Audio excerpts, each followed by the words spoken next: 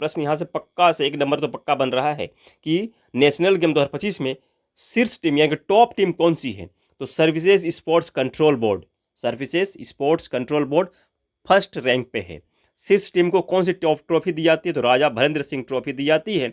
39वां तो 38वां था, तो 39वां नेशनल गेम का आयोजन कहाँ होगा? 2027 मेघालय में आयोजन को होगा। जो भी भला बुरा है श्री राम जानते हैं, बंदे के दिल में क्या है मेरे राम जानते हैं। किस्मत के नाम को तो सब जानते हैं, लेकिन किस्मत में क्या लिखा है मेरे राम जानते हैं।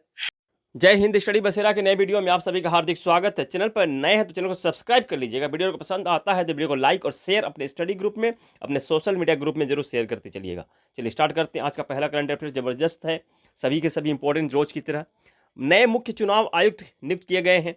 किनका निर्वाचन किया? तो ज्ञानेश कुमार बन गए हैं। जो चुनाव आयुक्त के पद पर कार्यरत थे उनको अब मुख्य चुनाव आयुक्त बना दिया गया है इनका, यानी कि इनको पदोन्नति दी गई, इनका प्रमोशन किया गया है।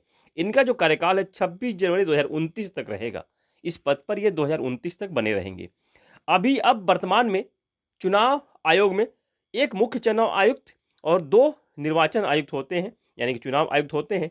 तो अभी कौन है? सुखबीर सिंह संधू और डॉक्टर विवेक जोशी। डॉक्टर विवेक जोशी को, जो कि हरियाणा के सचिव थे, उनको बनाया गया है चुनाव आयुक्त ज्ञानेश कुमार के स्थान पर, क्योंकि ज्ञानेश कुमार का प्रमोशन हो गया, वह मुख्य चुनाव आयुक्त हो गए। किनके स्थान पर?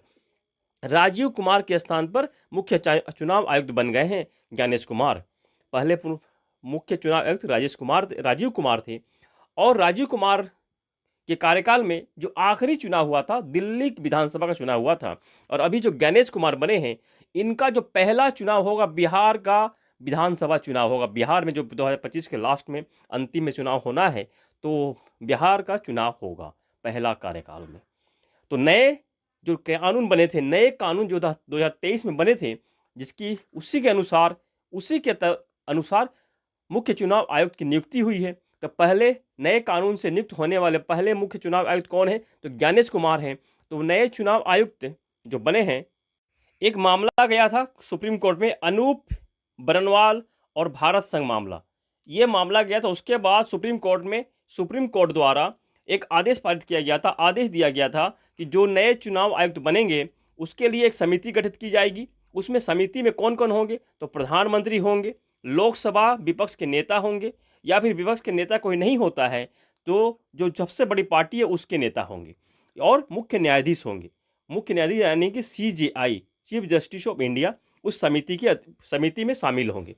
परंतु जो नई समिति बनाई गई है, जिसमें प्रधानमंत्री और लोकसभा के विपक्ष के नेता तो रखे गए हैं, परंतु मुख्य न्यायाधीश को हटा दिया गया है, उनको नहीं रखा गया। उनके स्थान पर गृह मंत्री को रखा गया है, समिति में उनको मेंबर बनाया गया है। तो इसका विरोध किया जा रहा है। ये जो नए कानून, नए समिति बनाई गई, इसका विपक्ष पार्टी विरोध कर रही है, और इस विरोध के लिए, इस कानून के लिए सुप्रीम कोर्ट में एक याचिका भी दायर कर दी गई है। अब इसका फैसला आना भी बाकी है, और ये जो नए चुनाव आयुक्त बने हैं, इनको जो नियुक्ति हुई है नए कानून के अनुसार, इसका भी विरोध किया जा रहा है इसी के कारण से।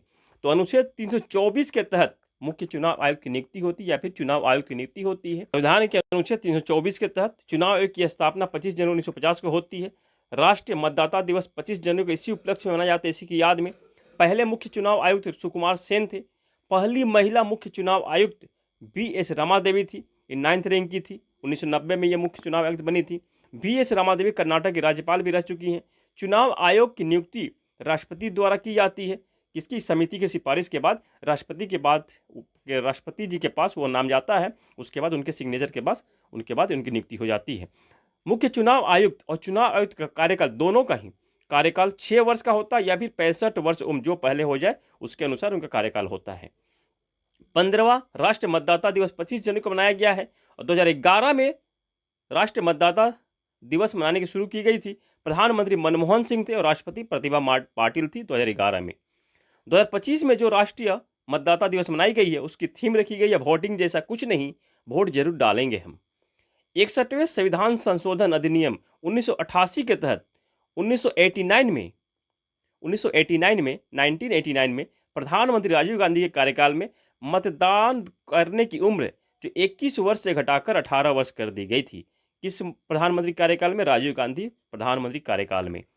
राष्ट्रपति कौन थे? 1989 में राष्ट्रपति वेंकट रमन थे। अभी वर्तमान में उन्होंने देखा मुख्य चुनाव आयुक्त कौन बन गए हैं? ज्ञानेश कुमार। और चुनाव आयुक्त कौन कौन है? सुखबीर सिंह संधू और डॉक्टर विवेक जोशी, जो कि विवेक जोशी हरियाणा के सचिव हैं। और नए जो चुनाव आयुक्त बन गए हैं उनमें एक चीज़ रखी गई है कि जो भी नियुक्ति होगी वो सचिव, कम से कम सचिव रैंक के अधिकारी होंगे। सचिव रैंक के अधिकारी होंगे। अब कहीं से भी किसी को नहीं बनाया जाएगा, चुनाव आयुक्त सचिव को ही बनाया जाएगा। पहले के कानून के अनुसार वेतन की भी बात की गई है इस बार। तो पहले के कानून के अनुसार जो वेतन था चुनाव आयुक्त, मुख्य चुनाव आयुक्त का, उनका जो वेतन और कार्य सेवा कार्य जो था CGI यानी कि चीफ जस्टिस ऑफ इंडिया के अनुसार था, उसके समकक्ष था। परंतु अभी जो बने हैं उसके अनुसार, उस कानून के अनुसार कैबिनेट सचिव के समकक्ष होगा उनका वेतन और कार्य सेवा कार्य। चलिए एक एक पॉइंट हम समझा, यहाँ वेतन, कार्य क्षेत्र, सभी के बारे एक एक पॉइंट को समझा है। अब चलते हैं हम नेक्स्ट पॉइंट पे। CPCB यानी कि सेंट्रल पॉल्यूशन कंट्रोल बोर्ड, इसके द्वारा एक रिपोर्ट जारी की गई है और किसे सौंपी गई है? NGT यानी कि नेशनल ग्रीन ट्रिब्यूनल को एक रिपोर्ट सौंपी गई है। उस रिपोर्ट के अनुसार जो कुंभ का पानी है, जो कुंभ स्नान किया जा रहा है, जहां स्नान किया जा रहा है, उस पानी में फीकल कॉलीफॉर्म बैक्टीरिया पाया गया है। फीकल कॉलीफॉर्म बैक्टीरिया क्या होता है? जो मानव और पशुओं के मल मूत्र में यह माइक्रोब्स है, वहाँ पाया जाता है। तो सभी के आंतों में होता है, तो यह पाया गया उस पानी में।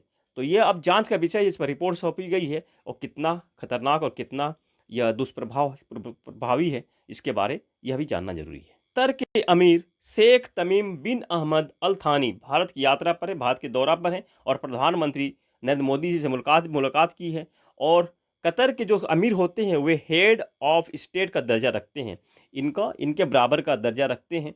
LPG और LNG, LPG यानी कि LNG और LPG यानी कि लिक्विड नेचुरल गैस और लिक्विड पेट्रोलियम गैस सप्लायर करने, भारत को सप्लाई करने के मामले में कतर 1 नंबर पे है। सबसे अधिक सप्लाई यहीं से होती है भारत को।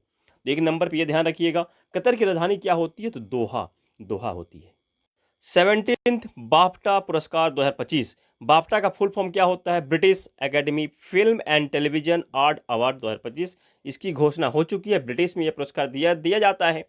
सर्वश्रेष्ठ फिल्म के लिए पुरस्कार दिया गया कॉन्क्लेव को। सर्वश्रेष्ठ डायरेक्टर चुने गए हैं ब्रैडी कॉर्बेट, इनकी फिल्म द ब्रूटलिस्ट के लिए। सर्वश्रेष्ठ अभिनेता लीडिंग रोल में चुने गए हैं एडियन ब्रोडी, जो कि द ब्रूटलिस्ट फिल्म के लिए। सर्वश्रेष्ठ अभिनेत्री चुनी गई है मिकी मेडिसन, अनोरा फिल्म के लिए। प्रधानमंत्री योग पुरस्कार 2025, इसका नामांकन शुरू किया गया किसके द्वारा? आयुष मंत्रालय द्वारा यह शुरू किया गया। नामांकन कर सकते हैं। यह नामांकन करने की पात्रता और क्या है, क्यों किया जा रहा है?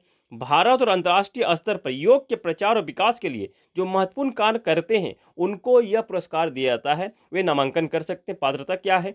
40 वर्ष उम्र या उससे अधिक उम्र होनी चाहिए और 20 वर्षों का योग क्षेत्र में अनुभव होना चाहिए। योग का अनुभव होना चाहिए 20 वर्षों का। और विजेता को क्या दिया जाता है? विजेता को एक ट्रॉफी, एक प्रमाण पत्र और 25 लाख रुपये दिए जाते हैं। और यह अंतर्राष्ट्रीय योग दिवस 2025 में मनाई जाएगी 21 जून को प्रत्येक वर्ष हम लोग अंतर्राष्ट्रीय योग दिवस मनाते हैं। 2025 में जो मनाई जाएगी उसके लिए यह नामांकन किया जा रहा है। इलाट की खाड़ी या जिसे भी अकाबा की खाड़ी भी कहते हैं, इस क्षेत्र में कोरल रीफ के विकास को कम देखा गया है, जो कि लाल सागर के उत्तर पूर्वी भाग में स्थित है। ये देख रही है, लाल सागर यहाँ है और ये अकाबा की खाड़ी है जिसे इलाट की खाड़ी भी कहते हैं। इस क्षेत्र में कोरल रीफ का जो विकास है वो कम देखा गया है, इसलिए अभी न्यूज में बना हुआ है। कुछ इंपॉर्टेंट न्यूज रिवीजन कर लेते हैं। स्पिनर स्पोर्ट्स ड्रिंक लॉन्च किया गया रिलायंस और मुरलीधरन की कंपनी द्वारा। मुरलीधरन जो श्रीलंका के क्रिकेटर थे। रोहित शर्मा दूसरे प्लेयर बन गए हैं, सबसे ज़्यादा छक्के लगाने वाले दुनिया के दूसरे प्लेयर। 338 छक्का इन्होंने लगाया है। क्रिस गेल का रिकॉर्ड तोड़ा है। पहले नंबर पर शाहिद अफरीदी पाकिस्तान के प्लेयर है 351 छक्के के साथ। साफ स्वीडन की कंपनी है जो भारत में 100% FDI प्राप्त करने वाली पहली कंपनी बन गई है और अच्छा परियोजना में इसने FDI प्राप्त किया है। भारत में कार्ल गुस्ताफ M14 सिस्टम का फैक्ट्री स्थापित करेगी साप कंपनी। और स्वीडन से बाहर साप द्वारा स्थापित की गई यह कंपनी पहली होगी, भारत में स्थापित की जाएगी। आईसीसी द्वारा क्रिकेट इतिहास में पहली बार आईसीसी द्वारा प्रतिबंधित होने वाली पहली महिला क्रिकेटर सोहेली अख्तर बांग्लादेश के प्लेयर बन गई है, भ्रष्टाचार का दोषी पाया गया है। 2023 के T20 वर्ल्ड कप में मैच फिक्स करने का प्रयास का दोषी पाया गया है इनको। साउथ अफ्रीका में आयोजन किया गया था और ऑस्ट्रेलिया विनर रही थी और साउथ अफ्रीका उप विजेता टीम रही थी। क्रिकेट के सभी फॉर्मेट से 5 साल के लिए इनको प्रतिबंधित कर दिया गया है। 9th आईसीसी महिला T20 वर्ल्ड कप 2025-2024 का आयोजन यूएई में, न्यूजीलैंड विजेता बनी थी, साउथ अफ्रीका की टीम उप विजेता बनी थी। 10वां महिला T20 वर्ल्ड कप 2026 में इंग्लैंड में किया जाएगा और 11वां आईसीसी महिला T20 वर्ल्ड कप 2028 का आयोजन पाकिस्तान में किया जाएगा। ढोकरा कलाकृति जो प्रधानमंत्री नरेंद्र मोदी ने फ्रांस के राष्ट्रपति इमैनुअल मैक्रोन को भेंट की है। कोडा बद्रू यह एक बांस की प्रजाति है, गोदावरी घाटी में होती है, इसे ग्रीन गोल्ड भी कहते हैं। विश्व रेडियो दिवस 13 फरवरी को मनाया गया है। थीम रखी गई है रेडियो और जलवायु परिवर्तन। पहली बार 13 फरवरी 2012 में संयुक्त राष्ट्र महासभा द्वारा यह घोषणा की गई थी और इलेक्ट्रॉनिक वेव का इस्तेमाल करके रेडियो का यूज किया जाता है। रेडियो के आविष्कारक गुग्लिएमो मार्कोनी है, इटली के वैज्ञानिक है। इनको नोबेल पुरस्कार मिल चुका 1909 में फिजिक्स के क्षेत्र में। भारत में पहला रेडियो प्रसारण 1923 में बॉम्बे में किया गया था रेडियो क्लब द्वारा। AIR यानी कि ऑल इंडिया रेडियो की स्थापना 1956 में होती है। पहला FM प्रसारण 1977 में चेन्नई में हुआ था और FM का फुल फॉर्म होता है फ्रीक्वेंसी मॉड्यूलेशन। पहला निजी FM private FM radio station radio city Bengaluru में 2001 में स्टार्ट किया गया था। वायरलेस, भारत में वायरलेस दूरसंचार के जनक जगदीश चंद्र बोस को कहा जाता है। 1885 में विद्युत चुंबकीय तरंग का प्रदर्शन किया था जगदीश चंद्र बोस जी ने और इस प्रदर्शन के दौरान उन्होंने दीवार के पार तरंगे भेजी थी और विद्युत चुंबकीय तरंगों से गन पाउडर को जलाया था। तो प्रश्न यहाँ बनता है कि किस वैज्ञानिक द्वारा विद्युतीय चुंबक तरंगों का इस्तेमाल करके गन पाउडर को जलाया गया था। तो प्रश्न आंसर हो जाएगा जगदीश चंद्र बोस। और 75 फीट दूर तरंगे भेजने का ये प्रदर्शन किए थे। फौज सागर झील का नाम परिवर्तन करके वरुण सागर कर दिया गया। ये राजस्थान में स्थित है। उसी तरह से राजस्थान के ही किंग एडवर्ड मेमोरियल भवन का नाम परिवर्तन करके महर्षि दयानंद विश्रांत गृह कर दिया गया है। 38वां नेशनल गेम 2025 उत्तराखंड में संपन्न हो गया है। जो स्लोगन रखा गया संकल्प से शिखर तक, शुभंकर मौली था। मसाल का नाम तेजस्विनी रखा गया था। थीम रखी गई थी ग्रीन गेम। दूसरे स्थान पर महाराष्ट्र की टीम रही, तीसरे स्थान पर हरियाणा और पहले स्थान पर कौन सी टीम रही थी। प्रश्न यहाँ से पक्का से 1 नंबर तो पक्का बन रहा है कि नेशनल गेम 2025 में शीर्ष टीम यानी कि टॉप टीम कौन सी है। तो services sports control board first rank पे है। शीर्ष टीम को कौन सी टॉप ट्रॉफी दी जाती है। तो राजा भरेंद्र सिंह ट्रॉफी दी जाती है। 39वां तो 38वां था।